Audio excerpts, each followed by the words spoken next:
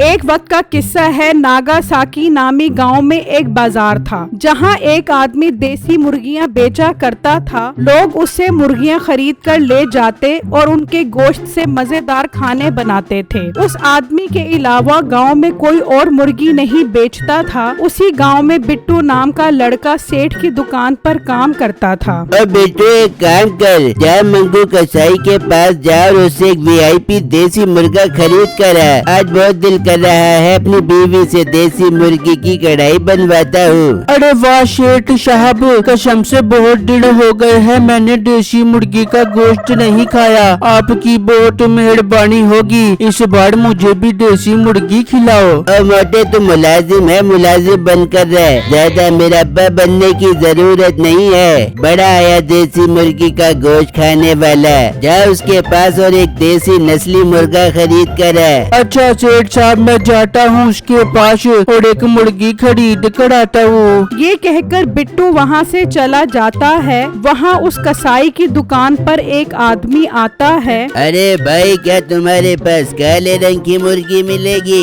अरे हाँ भाई, जरूर मिलेगी। मेरे पास काली लाल हर रंग की मुर्गी है। नहीं नहीं, मुझे सिर्फ काले रंग की ही मुर्गी चाहिए। अरे भाई, सबका जायका एक ही होता है, फिर रंग में क्या रखा है? ओहो, मैंने तो सदके की मुर्गी खरीदनी है और सदके की मुर्गी काले रंग की होती है। ओहो, अब समझा। हाँ, ये बात तो बिल्कुल ठीक कर रहे हो। सदके वाली मुर्गी तो वाकई काले रंग की होती है। अच्छा, काट कर दूं या ऐसे ही ले जाओगे? नहीं, मैं तुम्हें पैसे दे देता हूँ, तुम किसी गरीब को दे देना। चलो, उसका पेट भर जाएगा, वो दुआएं देगा। वो आदमी उसे पैसे देकर चला जाता है और तभी बिट्टू वहाँ मुर्गी लेने पहुँच जाता है। प्यारे अंकल, मुझे एक देसी मुर्गी खरीदनी है, मेरे सेठ ने मंगवाई है। हाँ लड़के, जरूर मिल जाएगी आपको देसी मुर्गी। बताओ कौन सी रंग की लोगे? अंकल, कोई भी रंग की हो चलेगी, बस अच्छे जायके वाली होनी चाहिए। मेरे सेठ ने खानी है। हमारे नसीब में तो देसी मुर्गी नहीं लिखी क्योंकि हम बहुत गरीब लोग हैं। मैं ऐसा करता हूँ, लाल रंग की देसी मुर्गी देता हूँ, वो तुम्हारे सेठ को बहुत पसंद आएगी। ठीक है अंकल, जैसे आपको बेहतर लगे। अच्छा अंकल, एक बात कहूँ, बुरा तो नहीं मानोगे?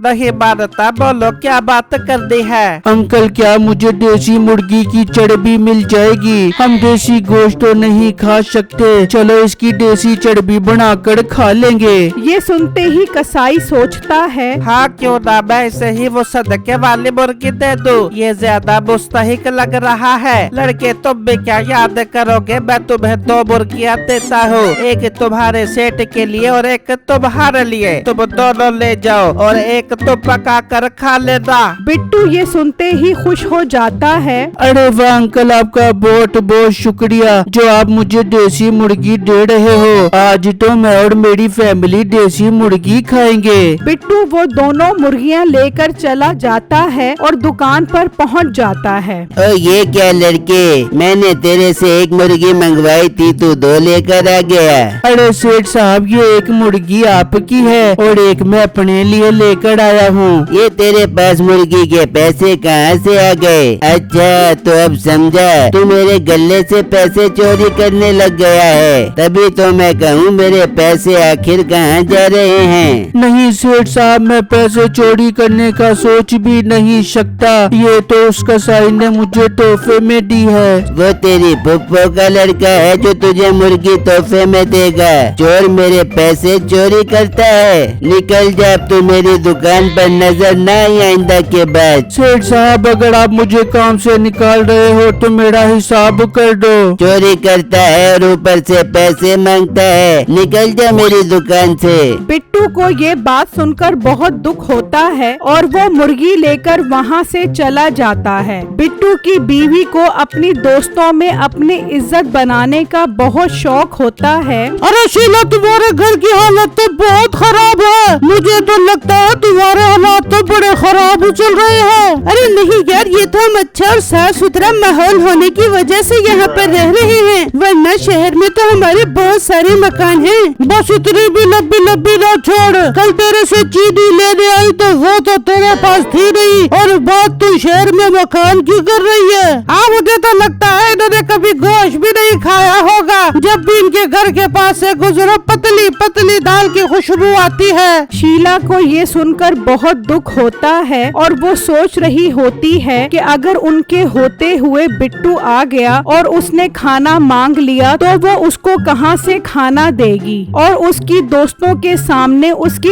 इज्जत का मजीद जनाजा निकल जाएगा। इतनी देर में बिट्टू वो सदके वाली देसी मुर्गी लेकर आ जाता है, जिसे देखकर वो सब हैरान रह जाती हैं। अरे वाह शम्मो, तुम्हारा शोर तो देसी मुर्गी लेकर आया है। अब यकीन आ गया तुम्हें? हम तो रोज देसी मुर्गा खाते हैं। लाओ बिट्टू, मुझे ये देसी मुर्गी दे दो। मैं तुम्हें कल की तरह मजेदार भुनी भुनी देसी मुर्गी बनाकर खिलाती हूँ। खुदा उस दिन बिट्टू और उसकी बीवी की लाज रख लेता है, लेकिन उन्हें क्या पता था कि मुर्गी सदके की है। चलो बेगम मंडर चलो, मुर्गी भी बनाते हैं और मैंने तुमसे जरूरी बात भी करनी है। फिर छम्मो किचन में मुर्गी बनाने लग जाती है। बेगम तुम्हें क्या जरूरत है अपनी दोस्तों के सामने इतनी लंबी लंबी छोड़ने की? इंसान के पास जो है उस पर अल्लाह का शुक्र अदा करना चाहिए। बिट्टू आपको नहीं पता, मैंने अपना और आपका भरम रखा है, वरना ये मुझे जीने न देती।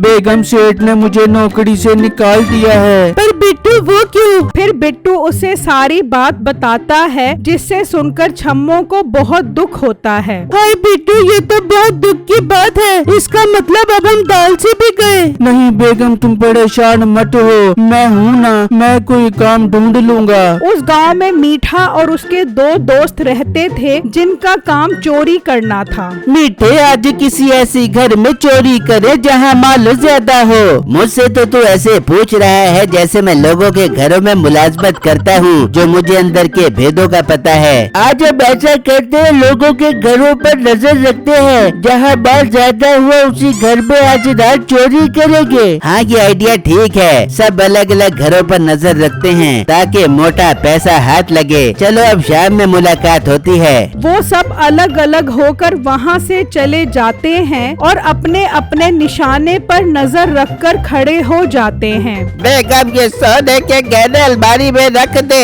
ये अपनी बेटी की शादी के लिए काम आएंगे। वो औरत उससे गहने लेकर अलमारी में रख देती है। कम्मो ये सब देख रहा होता है। वो जाकर ये बात अपने दोस्तों को बताता है। अरे वाह कम्मो, दिल ही खुश कर दिया तूने। क्या कमाल का घर ढूंढ कर आया है। आज रात हम इसी घर में चोरी करेंगे। फिर जब रात होती है तो वो तीनों जाते हैं और उनकी अलमारी से वो सोने के गहने निकाल लेते हैं और वो वहाँ से चले जाते हैं। अगले दिन जब वो अलमारी में देखती है तो उसमें वो गहने मौजूद नहीं होते। वो बहुत परेशान हो जाती है। अच्छा, अलमारी में वो गहने मौजूद नहीं है। अब बेगम ठीक तरह देख, तूने कल गहने अलमारी में ही रखे थे।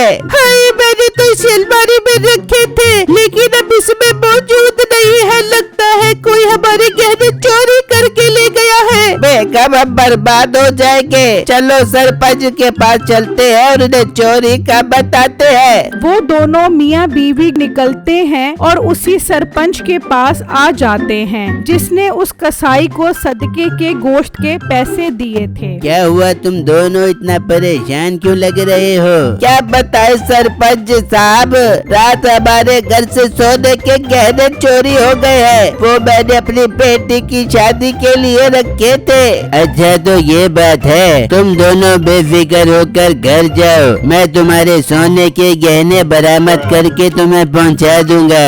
ये सुनकर वो दोनों खुश हो जाते हैं और वहाँ से चले जाते हैं। मुलाजिमों, ये गहने जरूर मीठे और उसके दोस्तों ने चोरी किए होंगे। उनकी ये हिम्मत कि वो अभी तक मेरे पास नहीं लेकर आए। जाओ उन्हें लेकर आओ। उसके मुलाजिम निकलते हैं और मीठे और उसके दोस्तों के पास पहुंच जाते हैं और उन्हें कहते हैं कि सरपंच तुम्हें बुला रहे हैं। फिर वो उनके साथ वहां पहुंच जाते हैं। मीठे, बहुत सियाना बन रहा है तू। कल रात सोने के गहने चोरी किए हैं और मुझे कानों कान खबर भी नहीं होने दी। अरे नहीं सरपंच साहब, ऐसे कैसे हो सकता है। हम तो चोरी ही आपके लिए करते हैं। हम तो थोड़ी देर में आपके पास आने ही वाले थे कि आपके मुलाजिम आ गए। अच्छा, मैं तो समझा था कि अकेले अकेले माल गबन करने के चक्करों में हो। मुलाजिम इन्हें पैसे दे दो और इनसे गहने ले लो।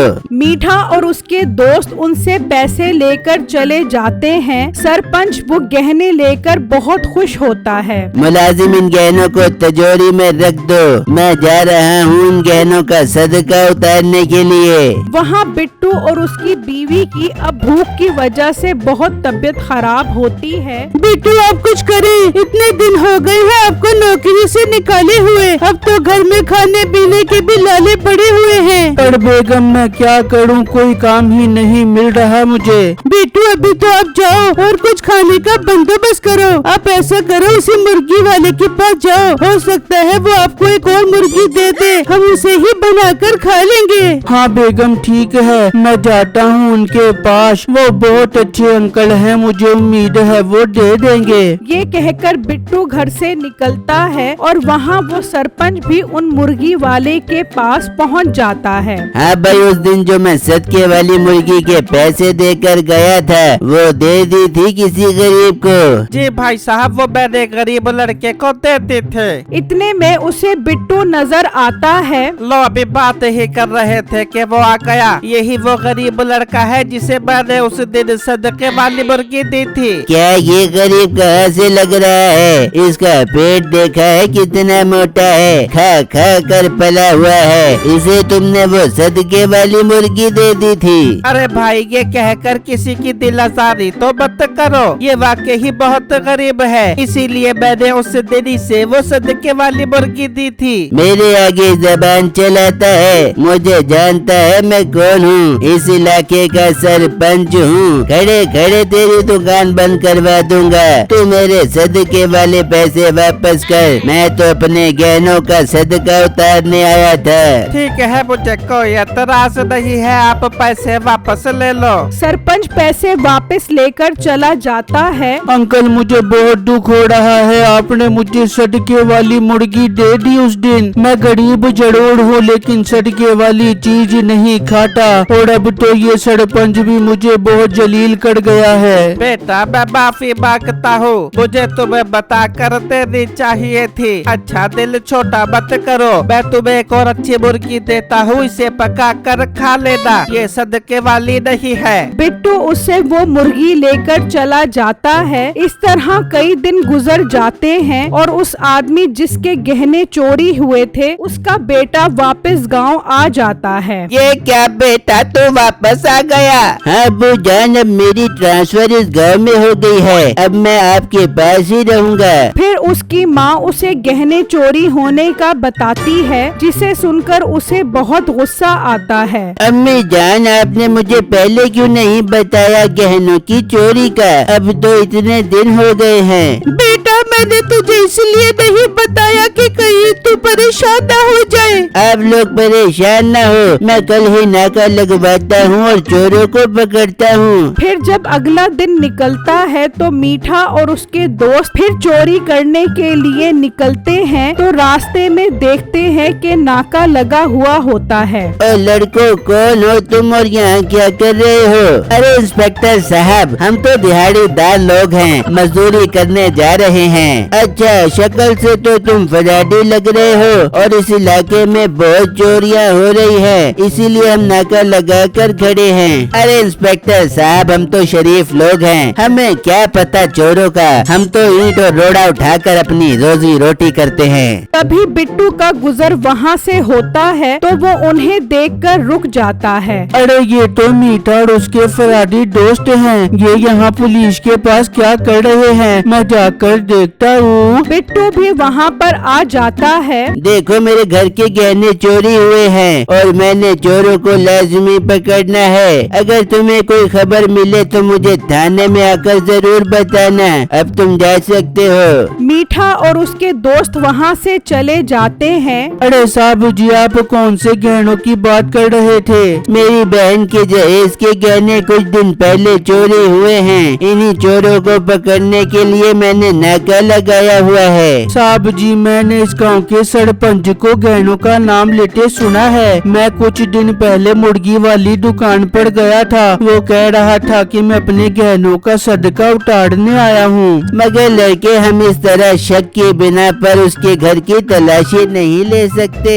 साहब जी, मेरे पास एक आइडिया है उसके घर की तलाशी करने का। मैं एक मुर्गा लेकर उसके घर के पास छोड़ देता हूँ। वो वहाँ से भागेगा तो आपका एक सिपाही उसके पीछे अंदर चला जाए और अंदर की तलाशी करे। हाँ, आइडिया तो तुम्हारा बहुत जबरदस्त है। तुम मुर्गा लेकर आओ, फिर वहाँ चलते हैं। बिट्टू मुर्गा लेने उस कसाई की दुकान पर जाता है और उससे थोड़ी देर के लिए मुर्गा उधार मांगता है। ठीक है लड़के, ले जाओ मुर्गा। जब तुम्हारा काम हो जाए तो वापस ले आना। बिट्टू मुर्गा लेकर निकलता है और वो सब सरपंच के घर पहुंच जाते हैं। बिट्टू जैसे ही मुर्गा छोड़ता है तो वो भाग पड़ता है और एक सिपाही भी उसके पीछे भागता है और वो उसके घर में घुस जाता है। ओ कम बखत, कहाँ जा रहा है? मेरे घर के अंदर जाओ, इसे पकड़ो। सरपंच और उसके मुलाजिम कमरे की तरफ जाते हैं और इतनी देर में सिपाही भी अलमारी खोलकर देख लेता है तो वहाँ उनके गहने पड़े होते हैं। ओए तेरी ये हिम्मत, तू मेरे घर में आया? मुलाजमों से बंदी बना लो। रुक जाओ, इसे हाथ लगाने की हिम्मत भी न करना। हाँ सिपाही, गहने पड़े हैं अलमारी में। जी साहब जी, गहने पड़े हैं अलमारी में। सिपाही गहने उठाता है और अफसर को देखता है। हाँ यही तो है हमारे गहने। ये तेरे पास कहाँ से आए? मुझे सच सच बता। साहब जी, ये गहने तो मुझे गांव के 3 चोरों ने लाकर दिए थे। वो मेरे लिए काम करते हैं, उनका तो हम मसला हल करते हैं। चलो इसे लेकर चलो, इसे थाने में बंद करते हैं। इंस्पेक्टर साहब, मेरा क्या कसूर है इसमें? मैं तो उनसे खरीदता था। बिट्टू मेरे बेटे, इनसे कहो मुझे थाने न लेकर जाएं। जी नहीं अंकल, आप इस गुनाह में बराबर के शरीक हो और आप जैसे खुद सर इंसान की यही सजा है जो गरीबों की बेइज्जती करते हैं। याद है उस दिन मुझे कितना जलील किया था? बिट्टू, मैं तुमसे माफी मांगता हूँ, मुझे माफ कर दो। तू थाने चल, तुझे हम थाने ले जाकर माफ करेंगे। सिपाहियों बाकियों को भी पकड़कर थाने में बंद करो। फिर वो उन सबको पकड़कर थाने में बंद कर देते हैं और इंस्पेक्टर बिट्टू को पुलिस की नौकरी दे देता है और सबको उसके किए की सजा मिल जाती है।